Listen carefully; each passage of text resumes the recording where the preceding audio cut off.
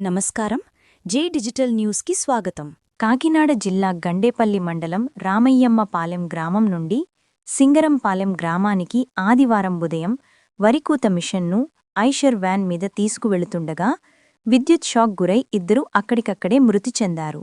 Jaggampeta CI YRK Srinivas తెలిపిన వివరాలు ప్రకారం ఐషర్ వ్యాన్పై వరికూత మిషన్ తరలిస్తుండగా దారి మధ్యలో 11 kV విద్యుత్ వైర్లు తగిలి డ్రైవర్కు విద్యుత్ షాక్ కొట్టగా వెంటనే వ్యాన్ దిగి వ్యాన్ పట్టుకోగా కరెంట్ పాసై మృతి చెందాడు. ముందు బండిమీద వెళుతున్న మిషన్ ఓనర్ వెనక్కి వచ్చి ఏమైందోనని ఆందోళనతో వ్యాన్ను ముట్టుకోగా కరెంట్ పాసై అక్కడికక్కడే ప్రాణాలు వదిలాడు. ఇద్దరిది పశ్చిమ గోదావరి జిల్లా. వరికోత పనుల నిమిత్తం ఇక్కడికి వచ్చినట్లు తెలిపారు.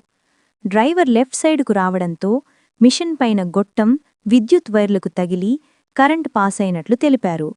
మృతదేహాలను అంబులెన్స్లో మార్చురీకి తరలిస్తున్నట్లు సీఐ తెలిపారు. మృతి చెందిన వారి వివరాలు: ఇరగవరం మండలానికి చెందిన ఓనర్ కారిపెట్టి సింహాద్రి అప్పన్న 57, డ్రైవర్ గడ్డం సందీప్ 34.